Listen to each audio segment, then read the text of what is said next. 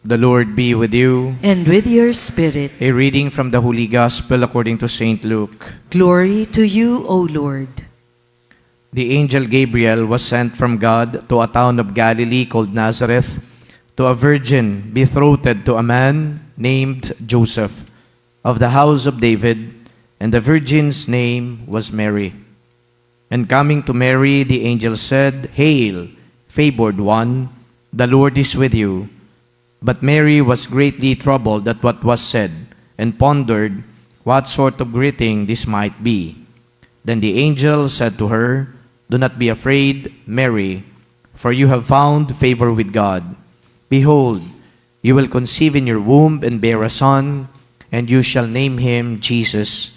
He will be great and will be called Son of the Most High, and the Lord God will give him the throne of David his father, and he will rule over the house of Jacob forever, and of his kingdom there will be no end." But Mary said to the angel, "How can this be, since I have no relations with a man?" And the angel said to her in reply, "The Holy Spirit will come upon you, and the power of the Most High will overshadow you. Therefore, the children to be born will be called holy, the Son of God. And behold, Elizabeth, your relative, has also conceived a son in her old age. And this is the 6th month for her who was called barren. For nothing will be impossible for God." Mary said, "Behold, I am the handmaid of the Lord. May it be done to me according to your word." Then the angel departed from her. The good news of our salvation. Praise to you, Lord Jesus Christ. Kapag meron pong mga panayam patungkol po dito sa ating pagdiriwang, ang usual na nababanggit ay 39th People Power Anniversary. This is to underscore what happened in 1986. Pero ito pong EDSA Shrine ay itinayo o itinatag ni Jaime Cardinal Sin noong 1989. Ibig sabihin, sa ganitong mga pagdiriwang ay mukhang nadodwarf yung pong EDSA Shrine sa People Power. 1986, nangyari ang People Power. 1989, itinayo ang EDSA Shrine. Pero we do not see these two as isolated from one another. These two are intimately connected with one another. Kanina ho, tinanong ako sa aking interview, ano daw ba ang 1986 People Power Revolution? Is it a political affair or event or a religious event? Ang sagot ko sa kanila, both. The 1986 People Power is a political event inasmuch as it was participated in by bureaucrats, people who work in the government, military personnel, as well as politicians. But it is also a religious event because of the participation of religious people, clerics, and of course, the call of Cardinal Sin at the time for Filipinos to troop to EDSA. There was no EDSA Shrine yet, and yet people responded to the call of the Cardinal to come to EDSA. And here at EDSA, hindi po nagsisigawan lang ng sobra na, tama na, palitan na. Ang isinisigaw din ng milyon-milyong mga Pilipino dito sa EDSA, "Hail Mary, full of grace, the Lord is with you. Blessed are you among women, and blessed is the fruit of your womb." Dala-dala din o tangan-tangan ng mga Pilipino, hindi armas. Dala-dala nila Santo Rosario, bulaklak at pagkain. At ito ay ibinibigay nila sa mga sundalo na nakasakay sa tangke, o di kaya mga sundalo na may daladalang mga armas. Kaya nga, nung matapos ang 1986 People Power Revolution, this was also called not only people power, but prayer power. So this is both a political and religious event. And what makes this more of a religious event right now is, wag naman sana na lagi na lang inaalala dito ay yung mga political na pagkilos. Sana inaalala din natin yung napakalaking bahagi ng pagdarasal ng mga Pilipino na naging sanhi ng tagumpay ng mga Pilipino laban sa diktadurya. Prayer power is very important. That's why we need to always be united in praying for our country.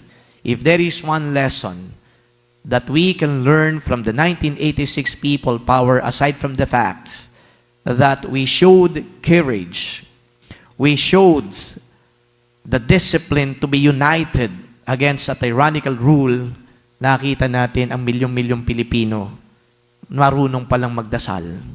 At dahil nagkakaisa sa pagdarasal, tinugon ng Diyos ang boses ng mga Pilipino. Dininig ng Diyos ang boses ng bawat isa, kung kaya tayo ay nagkamit ng kalayaan na ibalik ang demokrasya. Yan po ang 1986 People Power at ang 1989 EDSA Shrine. At ngayon pong 2025, National Shrine of Mary, Queen of Peace. Sabi kanina sa interview bilang isa sa mga katanungan, Father, ano ang reaction mo sa mga nagsasabi that 1986 EDSA People Power is a failure? Ang simpleng sagot ko sa kanila, well, that is because these people are looking at the present realities. At ano yung present realities? Ando doon pa rin yung corruption. Meron pa rin tayo na mga polisiya na masasabing oppressive. Meron pa rin tayo mga politiko na inefficient at higit sa lahat, wala silang galang sa karapatan ng mga Pilipino. Ito ba ay pagpapatunay lamang that EDSA 1986 People Power is lost or at the same time, walang saysay? Sabi ko ulit sa kanila, that's part of Filipinos' recency bias. Anong ibig sabihin ng recency bias? Tinitingnan nila yung event ng nakalipas sa punto de vista ng nangyayari ngayon. But I think, kaya tinawag natin itong bias kasi hindi objective.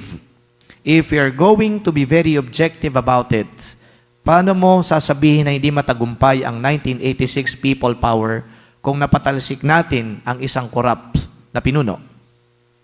Paano mo sasabihin na hindi matagumpay ang 1986 People Power kung ang isang pinuno na nagpapapatay ng mga Pilipino ay pinatalsik ng mga Pilipino?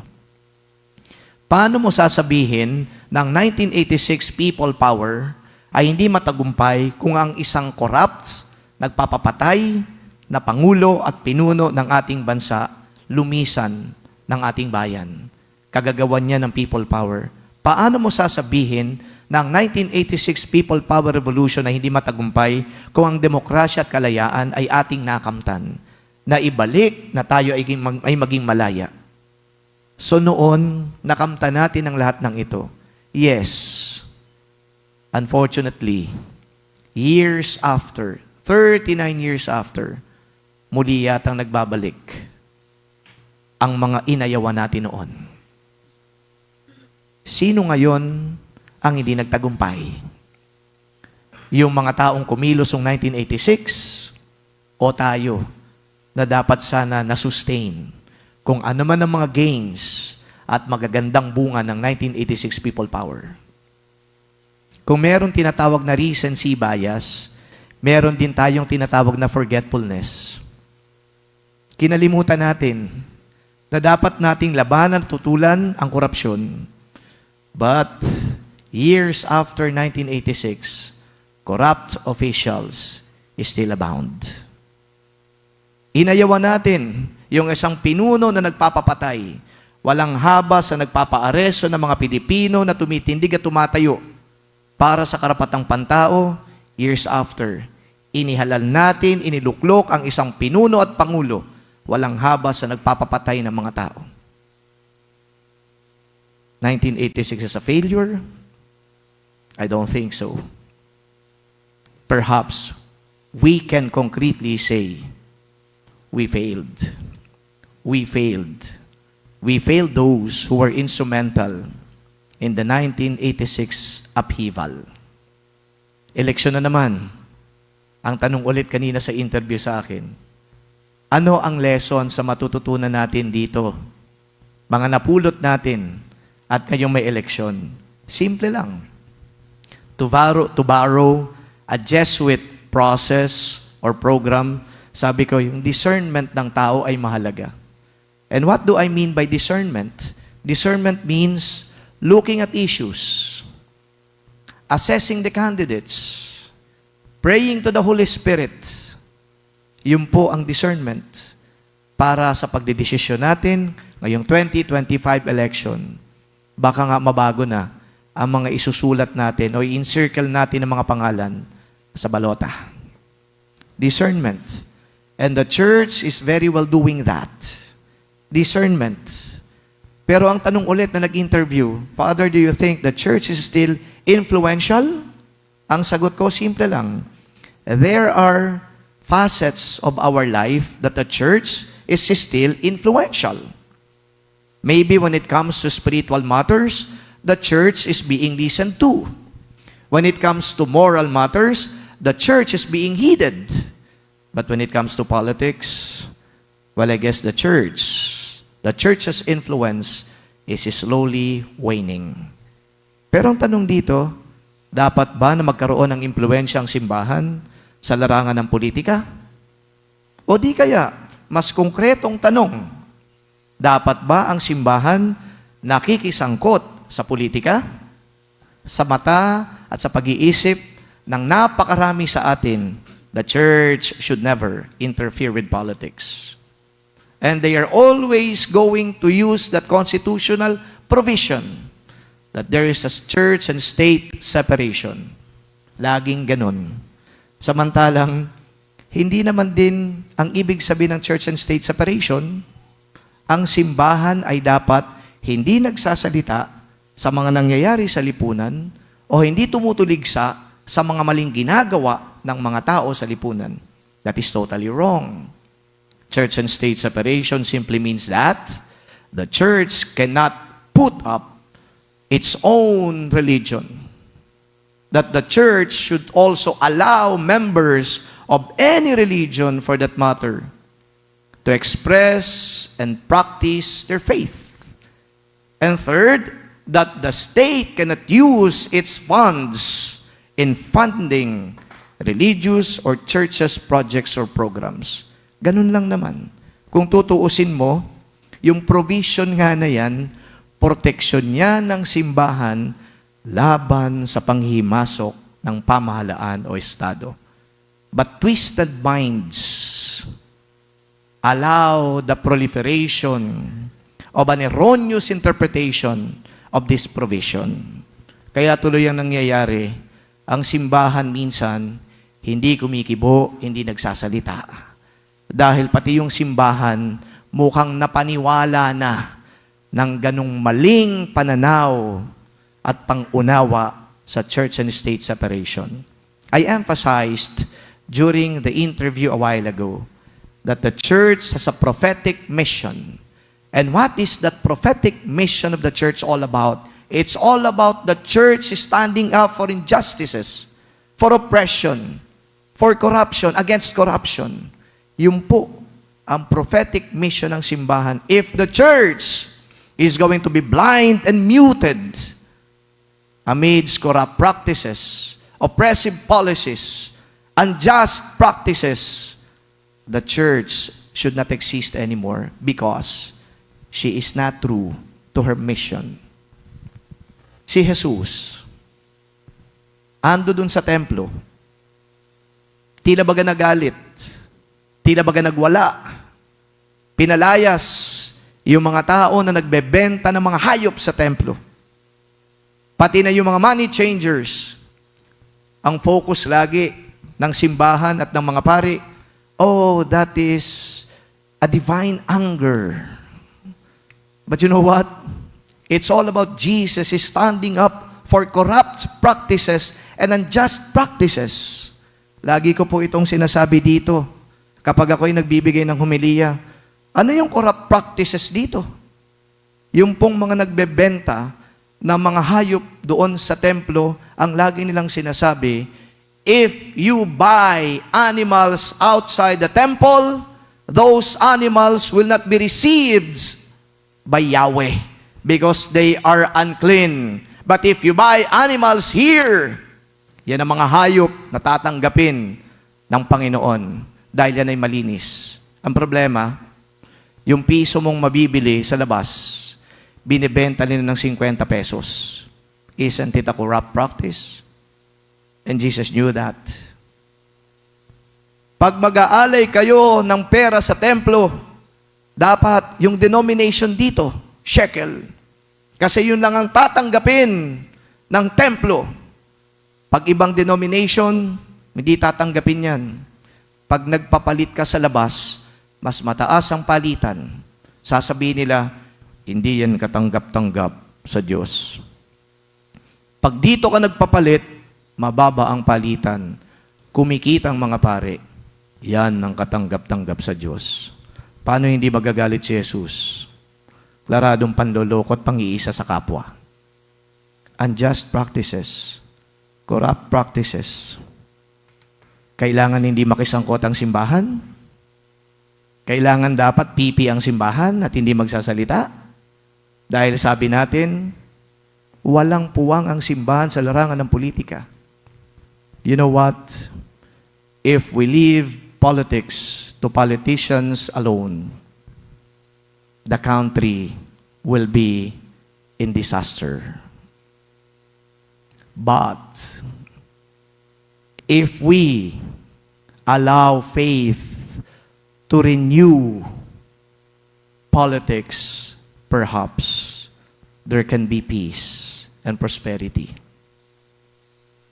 Kaya ang simbahan dapat magsalita at makisangkot.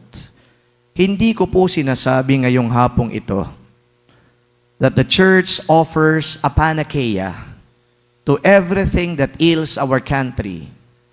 Panacea means a cure-all remedy to everything that affects adversely our country. Hindi po gano'n ang simbahan. Ang sinasabi lang ng simbahan, stakeholder din kami. Makinig din kayo. Makikisangkot din kami. Magtulungan tayo because we both serve the people. And yet, some quarters do not want the church because while they are for their personal interest, the church is taking up the cudgels for the interest of the majority. Yan ang pagkakaiba. Kaya ayaw nila sa simbahan. Kaya yung simbahan, dinidiminish ang influence sa lipunan. And so now we see a diminution of the role of the church in the public sphere because not too many people in the government are keen on having the church because they would always see the church as thwarting their evil ways. Masakit man pong tanggapin, pero yun po ang katotohanan. And talking about katotohanan, I was interviewed by Arnold Clavio and Kathy San Gabriel this morning. Sabi nila, Father, marami na ho na hindi nakakaalam ng nangyari noong 1986. Hindi lang sila, kumbaga ay walang kaalaman, ignorante, kundi iba na rin ang kanilang pagkakaalam. So they were talking about disinformation and misinformation. And I was asked rather, ano ang gagawin ninyo bilang simbahan sa nangyayaring ito sa ating lipunan? Ang simple kong sagot, two things. That the church should not get tired of preaching the truth. And another thing is, if the church sees that there are lies and falsities being peddled, the church should also stand up to correct those falsities, errors, and lies. Ang problema nakita natin, Huwag mo nang pansinin yan. Mai-stress ka lang. Huwag mo nang sagutin yan. Mapapaaway ka lang. Yun ang usual na justification natin para tayo ay maging indifferent. Saan? Sa pagkakalat ng mga maling impormasyon at mga ibinibigay sa atin na mga maling pagtuturo. Huwag ka nang magsalita. Mapapaaway ka lang, may stress ka lang. It leads to indifference and apathy. So while we are so committed to preaching the church also should not get tired of correcting lies and falsities, because that is also our mission, to perpetuate truth and not lies. My dear friends, brothers and sisters, yes, we can always agree or disagree on the merits of the 1986 People Power Revolution. As you listen to me, perhaps you have your own estimation and reflections about the 1986 People Power. But please, let us not twist facts. Faith was very much alive in those faithful days of EDSA Revolution. Nagdadasal sa mahal na birhen, tinatawag ang ating Panginoon, humingi ng tulong sa Diyos. Faith is alive. And because of that faith, Filipinos were triumphant. If there is one thing I think that is very important, do not underestimate what faith can do for us. And once more, if there is people power, there is also prayer power. Happy Fiesta sa inyo pong lahat. Amen.